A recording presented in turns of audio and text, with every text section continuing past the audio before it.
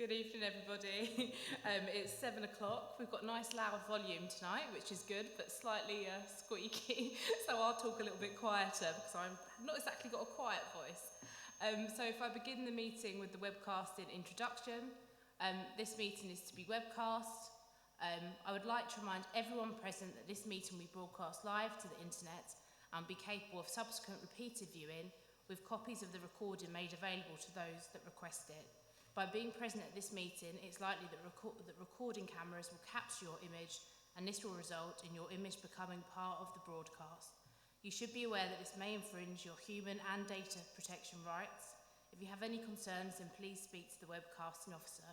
Please could I remind all members to activate their microphone before speaking. Thank you. Next is apologies for absence.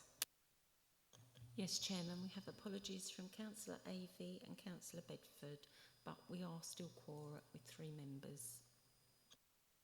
That's great, thank you, Jackie. And we don't have any substitute members this evening. Do we have any declarations of interest this evening? No declarations of interest. The minutes from the last meeting, which are on pages 5 to 14, I believe. Does anyone have any comments or questions on the minutes of the last meeting? None? No? Okay, so the next item on the agenda is the Council Housebuilding Progress Report on phases 3 to 5, and Rochelle is here to give that report today. Thank you. Good evening, everyone. So following the issue of the report, there's just a couple additions that have arisen since the report was issued, so I'll just go through those. On phase 4.3, Woolard Street, there was a note within the report that detailed the reasons for the delay on site and rear access options being under review.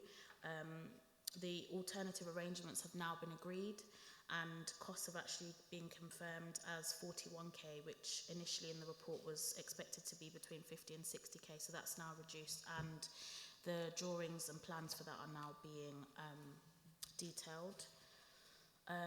Just on financial reporting, Deborah has met with our finance departments on the HRA business plan, and we'll be discussing this with the portfolio holder in the next couple of weeks. Nothing further on the updates from within the report. Thank you, that's great. Looking forward to seeing the business plan. I know Councillor Phillip will have lots of questions once we finally see that. So I'm looking forward to meeting with Deborah in the next couple of weeks to discuss that in more detail. Does anyone have any questions on that progress report? No? Oh, Councillor Wixley. Yeah, I just wondered if the officer, I don't know what's happening. I just wondered if the officer could give me a bit more information about Homes England. I'm not exactly sure what they do, but I see there's been contact with them regarding Kirby Close in Loughton. Of course, so Homes England are basically the government body for providing funding for housing.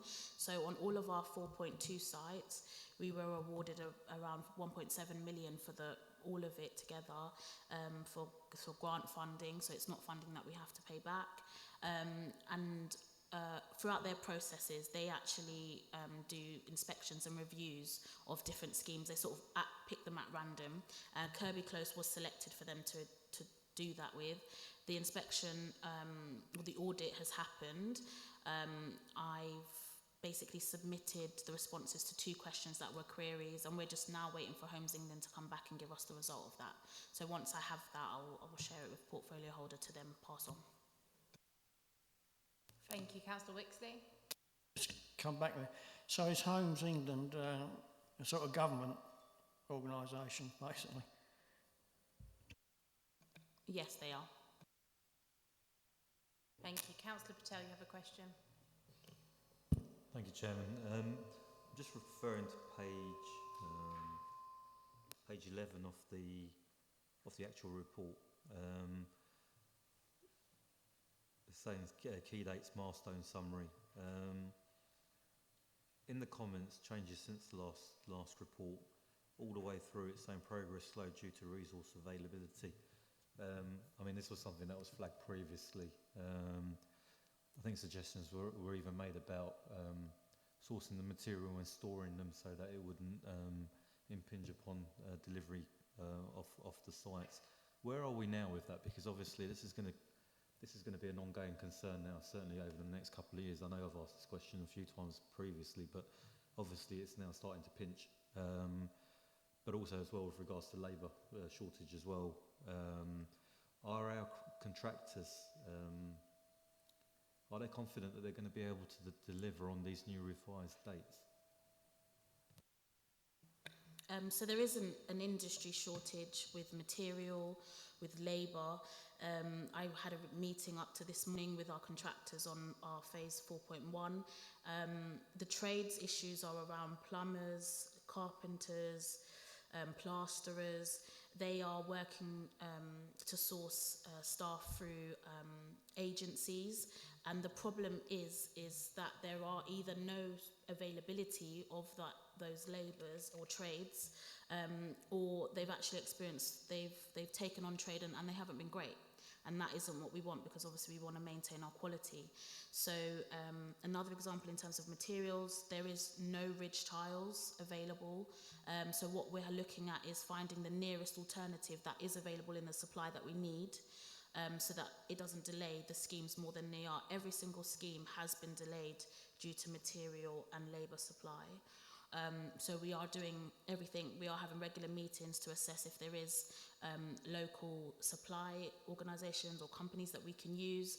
And so we're in daily contact to find out how we can work around those issues. And to answer your question regarding delivery dates, as things currently stand, the revised dates are what they're working to. Some of them have actually come forward a little bit by a couple of weeks, but we're monitoring it weekly within our progress meetings. Sorry, Councillor Patel, do you want to come back on that? Yeah, thank you, Chairman. So that's not going to affect upon our... I know that every year we're supposed to deliver X number of homes. It's not going to affect our bonus in meeting those targets, is it? No, so everything currently that has slipped is still within the delivery time frame for the financial year, so we'll still be able to achieve that. At the moment, all the slippages are by the end of March. Where they are beyond that, they're not beyond their contract date, so there's no contractual issues in terms of the handover dates at the moment. Homes England actually are aware of the industry problem, so in terms of 4.2, where there is grant funding, any dates that do slip beyond the dates that we have to commit to for Homes England, they are working on a plan to allow for slippage time, just to account for the fact that there is this industry problem with material and trade. So we're waiting to hear from them about what those dates look like. Thank you. You can come back one more time, Councillor Patel. Sorry, it's a finance question. I'm going to pinch my colleague's thunder here. So the delays and the shortage of material, how is that impacting on our overall costing? Are we still going to be within the agreed budgets? So at the moment, there hasn't been any cost implications as a result of the material issues. Any alternative that we are looking at has not been over the amounts of what was already agreed as a part of the budget. So far, which is good, no cost implications. I can say over on 4.2 overall, we're about 127k under budget at the moment, and then about 17k on 4.1. Thank you. And Councillor Phillip? Thank you, Chairman. Not a finance question. It's the second recommendation. Not quite sure why, given that we've got a planned schedule for when handover should be delivered, we should be looking at making decisions around site names because it's required between reporting periods. Surely we should be sufficiently organised that we can make those decisions before the handover date and bring it to committee as normal. Thank you. Rochelle? I think the only one that's outstanding for confirmation on name is Pickhill, which is being discussed at the moment and is currently with our street name and numbering department for them to confirm. So the plan is that we do bring the names to committee. At the moment, everything has a name besides Pick Hill, and I think it's timing that's just worked out where it's landed in between our meetings, and we've just started the application process, which has been discussed with the portfolio holder, and we don't have an answer on the application as yet. And just to note on the Pick Hill development, that's going to be named after Sid Stavro, but we're just getting permission from the family at the moment, so that's part of the delay with that process. Also, just to add to the council house building update, the cabinet are going on tour in November, so we will be going around all our different council sites and looking at some of the developments we're looking at moving forward. So I look forward to that before our next meeting. Sorry, I keep turning on and off because I keep echoing. So the next item on the agenda is parking with our new developments and housing estates. I'll pass over to Rochelle, but obviously parking is always a contentious issue when delivering new developments, and being particularly conscious of our responsibilities within the local plan as well. But I'll allow Rochelle to give this report. Thank you. Nothing really more to add from what's in the report. Really, this has sort of just come around based on a number of ways that we've tried to manage parking within existing estates, and also just thinking about new developments as they come. Obviously, as Councillor Whitbread mentioned, we've got the issues with our local plan in terms of how we manage parking, how much parking we provide for our new developments. So it's really just being able to have not a blanket approach, because every site is different.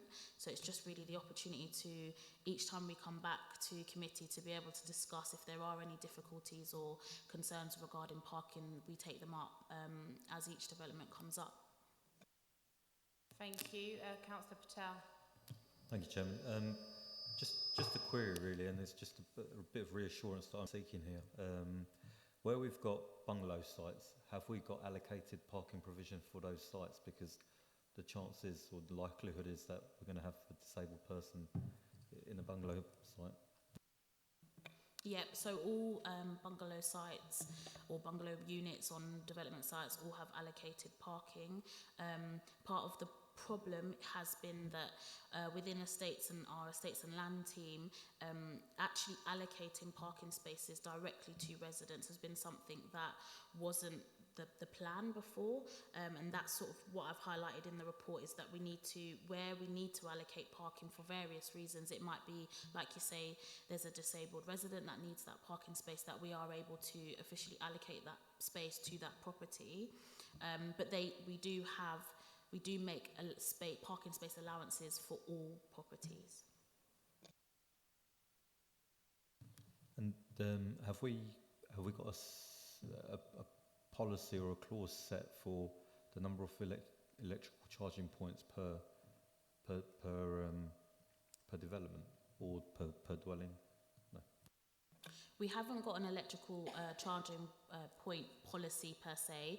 Obviously, as a part of becoming more carbon neutral, we are looking at, within our developments, putting in the infrastructure and the electrical parking charging points. Part of what's being discussed at the moment is how that's then charged back. So how they operate it from what company we use. So that's all being discussed at the moment. But as a minimum, I've discussed that we always have the infrastructure on every new development, so that if we need to at a later date come in and actually install the particular charging point, then we can do that. Thank you. Councillor Phillip.